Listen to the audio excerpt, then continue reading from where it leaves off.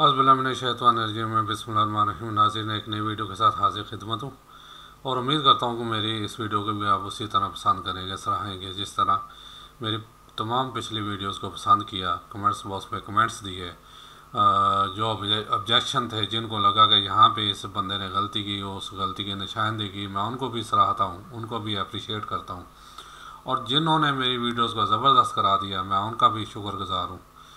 नाज़रीन, इस टाइम पाकिस्तान के जो हालात हैं वो उस कश्ती की तरह हैं जो तकरीबन बहुत ही शदीद तूफ़ान में घिरी हुई है।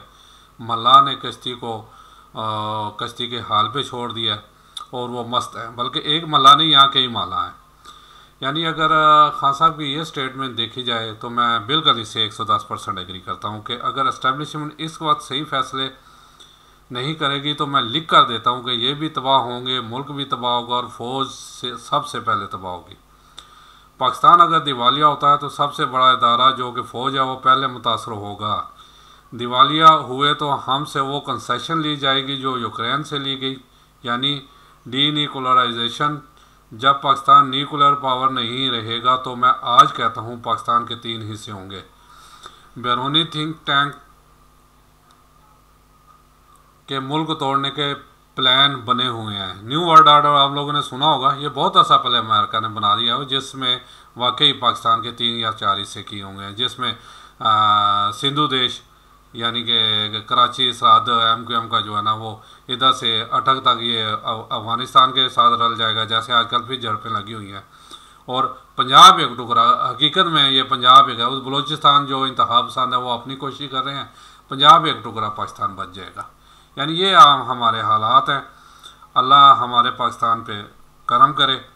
और आगे देखें, यानी अनवर मकसूद साहब क्या कह रहे हैं, इससे भी मैं 110% एग्री करता हूँ कि पाकिस्तान में महंगाई यूरोप के हिसाब से की जा रही है, अवाम को सहूलतें युगंडा के हिसाब से दी जा रही हैं, जबकि वज़ीर आज़म समेत उनके वज़ीर मशीर अयासियाँ अरब शहजादों की तरह कर रहे हैं। ये मैंने पिछली दफ़ा भी आपको एक यानी पाकिस्तान में हुक्मरानों की अयाशियाँ उसमें भी बताया था। असल में बात वही है, मैं कब तक ये रोना रोता रहूँ कि हमारी आवाम जो है ना, हमारी आवाम ख्वाब खरगोश के मज़े ले रही है, धनिया पी के सो रही है, उस पे उसके कान पे जूं तक नहीं रेंग रही। अब इसका थोड़ा सा एक और जो मेरे पास तहरीर आई, ये बहुत ही ज़बरदस्त है, मैं ये पढ़ के सुनाता हूँ। हमारे पाकिस्तान पे ये 110% बिल्कुल फिट बैठती है। लिखा ही, ताश खेलते हुए किसी जवारिये को खबर मिली कि उसकी माँ मर गई है। इन्ना लिल्लाहि व इन्ना इलैहि राजिऊन। माएँ तो सबकी ज़ाहिर जाएंगी एक दिन दुनिया से। उसने पैगाम दिया कि कब्र को शाही करवाएं, यानी गया नहीं खुद, उसे ये नहीं हुआ मेरी माँ मेरी जन्नत मेरे पास से चली गई है, वो ताश खेल रहा है। और जवारिये वाक़या ही ऐसे करते हैं, ऐसा ही करते हैं। मैं बाजी ख़त्म करके पहुंच रहा हूं। कुछ देर बाद खबर आई कि कब्र कुशाई हो गई है। उसने फिर पैगाम दिया कि गुस्ल और कफन का इंतज़ाम करें, मैं पहुंचता हूं। खबर आई कि यह काम भी हो गया है। कहने लगा जनाजा उठाएं, मैं पहुंच रहा हूं। फिर खबर आती है कि जनाजा रवाना हो गया है। जवारिये ने जवाबन कहला भेजा, मौलवी साहब को कहें जनाजा शुरू करें, बस मैं पहुंच रहा हूं। आखिरी खबर मौलवी साहब ने भिजवाई कि अल्लाह के बंदे, तुम्हारी माँ है, अपने हाथों से अपनी माँ को कब्र में ही उतार दो, क्योंकि अब तो जनाजा भी हो गया है।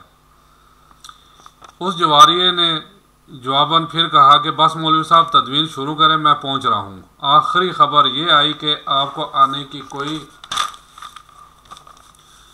ज़रूरत नहीं, जनाजा भी हो गया है और तुम्हारी माँ की तदवीन भी अहाली ने महल्ला ने कर दी है। इन्ना लिल्लाहि व इन्ना इलैहि राजिऊन। इस पर मैं यही कह सकता हूँ, क्या कह सकता हूँ। वो बोला, यानी जवारिया भी ढीठ प्रूफ था, चलें ठीक है, अल्लाह मग़फ़िरत फरमाए, चलो भाई नई बाजी शुरू करें। यानी जवारिया वैसे वाकई ऐसे करते हैं। अहबाब पाकिस्तान वो मरने वाली माँ है, और जबकि इस्टेब्लिशमेंट, अदलिया, सियासतदान, ब्यूरोक्रेट और कुछ बहुत अमीर कमीर लोग भी इसमें, जिसमें लफाफा साहबी भी शामिल है, सब इस माँ के नालायक, खुद गर्ज, मफाद परस्त और मतलब परस्त जवारिये बेटे हैं। जिनके सामने माँ मर रही है और ये सब बाजियां खेल रहे हैं, हकीकी वाकई हाजिर खिदमत है मेरी न। हाँ, ये एक वाकया असल में दिया था, ये जोने की ज़रूरत है। असल में बयान का तो था मेरी नानी की टांग टूट गई। तो पुराने वक्तों में जैसे होता था कि चारपाई पे, अभी भी खैर पुराने वक्त, अभी हमारे देहातों में चारपाई को उठा कम कम वो अड्डे पे ले जाया जाता है, ठीक है ना, चारपाई पे। तो उन्होंने एबटाबाद के एक तहसील को गरोड़ा है, उधर कोई गए हो तो शायद देखा हो आपने, उसमें वो रहते थे। तो उसने ख्वाहिशदार की उसका बेटा आगे कोई थोड़ा सा अरसा दूसरे गांव में रतिया में रहता था, कहता जी मैंने उधर में जाना है। लोगों ने ख्वाहिश का एहतराम किया, क्योंकि हमारे ननिहाल गांव के मलक भी हैं, अभी भी हैं, उनके पास ही मलकियत है। खैर गांव के कुछ जवान मर्द चारपाई पे उठा के ले जा रहे थे, रास्ते में उसका एक बेटा मिला। उसने पूछा कौन है, कहता जी तुम्हारी माँ। कहता क्या हुआ जी, कहता उधर लेके जाना है ख्वाहिशदार के। तो उसने इंतहाई मासूमियत से कहा क्या मैं भी साथ चलूँ। तो वो लोग बड़े ना यानी कि ओपन किस्म के जो होते हैं ना देहाती, उनमें से एक बूढ़ा होता, वो तेनू की जान की जरूरत है, तेरी माँ थोड़ी है, छड़ पड़ा तू की करना है। ये हकीकत। बाकी जवारियों का अगर बात करें तो बात हकीकतन पहले क्या होता था, जवारिये यानी कि अपनी बीवी तक को दांव पे लगा देते थे। और हमारे यानी रेलवे में हम रहते थे, रेलवे कॉलोनी में, तो वहाँ एक औरत जो रहती थी वो खैर से उस जवारी ने उसे जुए में जीता था। ये होता है जवारियों का हाल, यानी जवारिये किसी के सगे नहीं होते। जैसे कि यहाँ पे कहा कि ये माँ यानी हमारे पाकिस्तान मर रहा है, आखिरी हिचकियाँ ले रहा है, और अब तो हुकूमती अहदेदारान भी कई कहने लग पड़े हैं कि 95% तकरीबन पाकिस्तान डिफ़ॉल्ट कर चुका है। और इन सब हजरात के कान पे जूं तक नहीं रिंग रही, वो अपने अपनी बाजियां लगा रहे हैं, अपने अपने मतलब के काम कर रहे हैं कि चलें आखिरी हिचकोलियों में से भी जो भी हम इकट्ठा कर सकते हैं कर रहे हैं और यहाँ से निकले। मैं फिर हमेशा मैंने ये कहा है कि अगर खुदा ना खास्ता पाकिस्तान को कुछ हो गया ना, ये सब चोर चक्के यहाँ नहीं रहेंगे, ये सब बाहर भाग जाएंगे। रहना किसने है, पाकिस्तानी अवाम, मैंने और आपने, क्योंकि हम नहीं जा सकते। यकीन माने मैंने पहले इस पे यानी ये कहने हल्फन लिखा भी हुआ अपने चैनल पे कि या अल्लाह मुझे सच बोलने, सच सुनने और सच कहने की तौफीक अता फरमा। मैं तो सच कहता हूँ, अगर हमें भी मौका मिले ना तो 95% लोग यहाँ से निकल जाएं बमा फैमिली। मसला क्या है, वो खुद तो बंदा चला भी जाए, जैसे सऊदीया में या मिडिल ईस्ट में है, तो उसकी फैमिली तो पीछे ही, मजबूरन उसे आना पड़ता है। जैसे मैं आ गया, 12 साल सऊदीया में रहा हूँ, बेहतरीन वहाँ रहाइश थी मेरी, सब कुछ था, लेकिन ज़ाहिर है इतने सोर्सेज नहीं थे कि मैं अपनी फैमिली को वहाँ बुला सकता, वरना शायद मैं भी ना आता। मैं ऐसे ही कहूँ जी मैं बहुत बड़ा मुहिब वतन हूँ। अब मसला है पाकिस्तान के हालात देख लें कि ये तकरीबन कल 11 बजे से 40 रुपये पेट्रोल और महंगा हो गया, मुबारक हो आप सबको। और मेरा बेटा ही कहता है कल तकरीबन 1.5 घंटा लाइन में लग के सिर्फ 2 लीटर दे रहे थे वो पेट्रोल, उससे ज़्यादा नहीं दे रहे थे, क्योंकि वो खैर नाल पेट्रोल के भी जो है ना वो भी हरामी है ना, उन्हें पता था कल 11 बजे के बाद लीटर के पीछे 40 रुपये हमें प्रॉफिट ज़्यादा मिलेगा। उन्होंने 2 लीटर से ज़्यादा पेट्रोल दे ही नहीं रहे थे, भगा देते थे। और आफरीन आई अवाम पे भी, कहते इतनी लंबी लाइन लगी हुई थी कि 1.5 घंटे बाद तकरीबन मेरी बारी आई। हम असल मुद्दे की तरफ नहीं आएंगे कि मैंने कल के उसमें भी कहा कि ये अपना 5000 यूनिट बिजली सियासतदानों को फ्री में मिलती है। ऐसे ही जर्नैल भी होंगे, ऐसे ही हमारी जुडिशरी भी होगी, ऐसे ही हमारे ब्यूरोक्रेट भी होंगे, इन सब को ये अयासियाँ मिली हुई हैं। अगर डिटेल देखनी है तो कल की मेरी वीडियो देख लें, उसमें मैंने डिटेल बयान किया है। एक बंदे का फिर सारा है तो उसमें सियासतदाना कोई, लेकिन ये सब मुलवस है, सब मुलवस है, सबका जो है ना अपना। अब मसला ये है कि यानी आटा देख लें, पिछला यानी 5200, इस टाइम मेरा ख्याल है 600 हो गया होगा, 6000 मन हो गया होगा। यानी ये हालात है हमारे। अब मेरे पास जो एक और आई थी, अब एक मेजर जनरल साहब हैं, सब वाक़िफ़ होंगे कि जो अब ये पोस्ट है मेरे पास, मैं नहीं कहता वो ये असर कि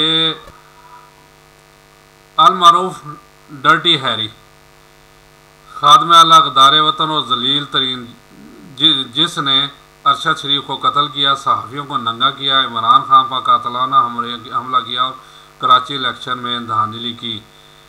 यानी ये देखें, मैं आगे कहता हूँ, फौज मेरे सर माथे पर, मेरे माथे का झूमर है। फौज के बगैर हम नामुकम्मल है। हमारा डिफेंस हमारी फौज ही है।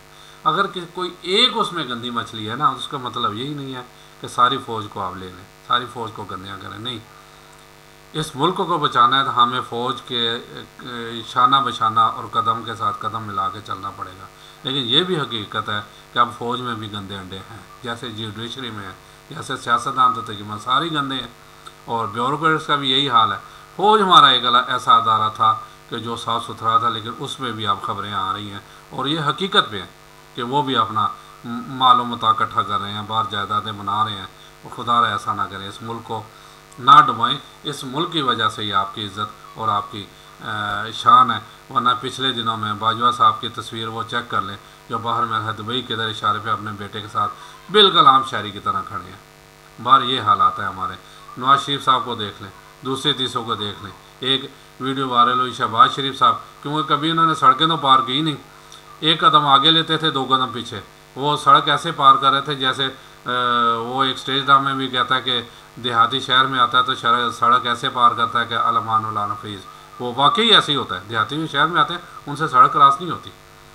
और यही बड़े मज़े से आराम से, कभी सोचा इनने कि पाकिस्तान में इनका कितना प्रोटोकॉल होता था या होता है। 10 गाड़ियाँ आगे, 10 गाड़ियाँ पीछे।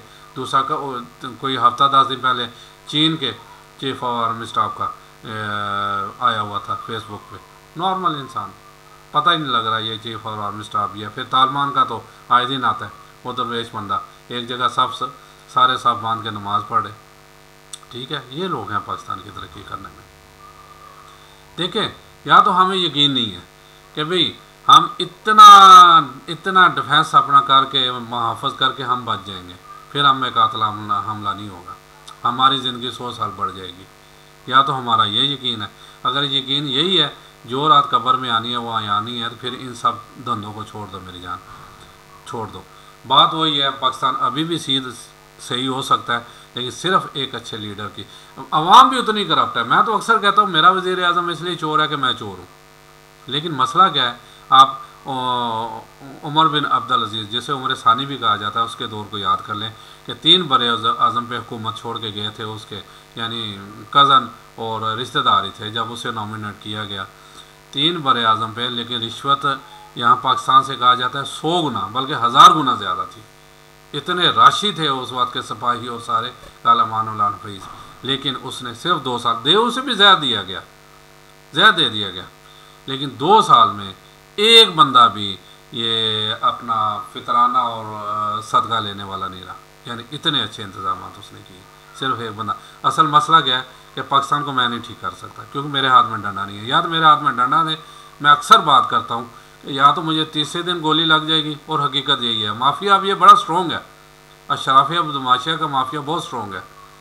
नहीं लगेगा तो इन सालों को सबको हरामियों का मैं गोली मार दूंगा। मैं ना बिकने वाला हूँ, ना झुकने वाला हूँ, ना डरने वाला हूँ, हकीकत माने। लेकिन मेरे हाथ में डंडा नहीं है। लेकिन जिनके हाथ में डंडा है वो खुद बहके हुए हैं, ये समझे कि वो सब टुन है। जैसे मैंने अभी तहरीर पढ़ी, वो अपनी अपनी बाजियाँ खेल रहे हैं। पाकिस्तान मरता है, उनके बुला से उन सब ने जायदादें बाहर बनाई हुई हैं, यहाँ से निकलेंगे बाहर चले जाएंगे, या जो आएगा उनके टाउट बन जाएंगे।